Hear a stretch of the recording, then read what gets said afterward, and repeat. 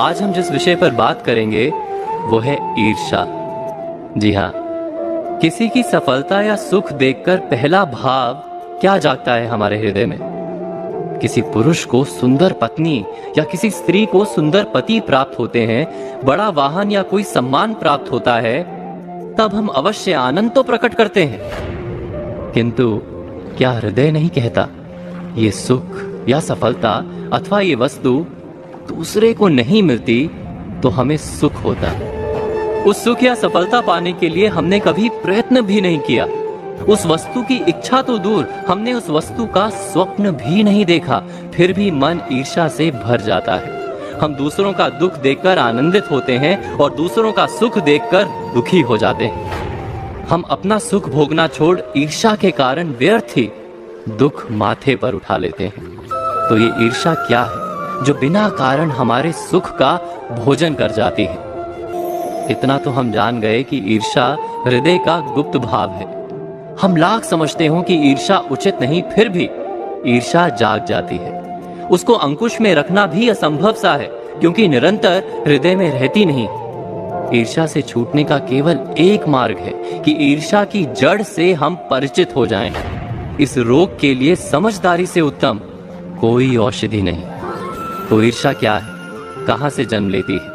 क्या आपने कभी इस पर विचार किया है? हमने आपसे पूछा था कि ईर्ष्या क्या है, कहां से जन्म लेती है? जब किसी को कोई सुख, कोई सफलता या कोई वस्तु प्राप्त हो जाती है तो वास्तव में उसका जीवन बदलता है, समाज में उसका स्तर ऊपर उठता है। वस्तु छोटी सी ही क्यों ना हो, कम से कम लोग उसका अभिनंदन अवश्य करते हैं। कुछ समय के लिए वो निकट के समाज, परिवार या मित्रों की मंडली का केंद्र बनता दिखाई देता है, और ठीक उसी समय समाज, मंडली या परिवार की दृष्टि हम पर नहीं रहती। दुख का कारण यही है कि हमारा महत्व हमें कम होता दिखाई देता है। क्या ये सत्य नहीं? हम बात कर रहे थे कि जब दूसरे व्यक्ति को कुछ प्राप्त होता है तो हमारा समाज, हमारी मंडली या हमारा परिवार हमारी तरफ देखना बंद कर कुछ समय के लिए दूसरे व्यक्ति की ओर देखने लगता है। यहीं से ईर्ष्या का भाव हमारे हृदय में जागता है। हमारे मन में सदा ही ऐसी इच्छा क्यों रहती है कि सब हमें ही देखें, कि अपने समाज के केंद्र में हम सदा बने रहें। समाज के केंद्र में बने रहने से प्राप्त क्या होता है?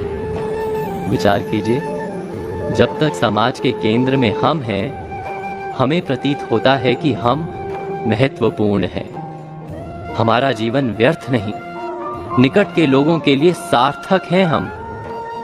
वास्तव में हमारी सार्थकता, हमारा महत्व हम सदा ही दूसरों की दृष्टि से नापते हैं, किंतु समाज की दृष्टि में तो परिवर्तन होना ही है। समाज हमारी ओर देखे वो समाज का उपकार है, हमारा अधिकार नहीं।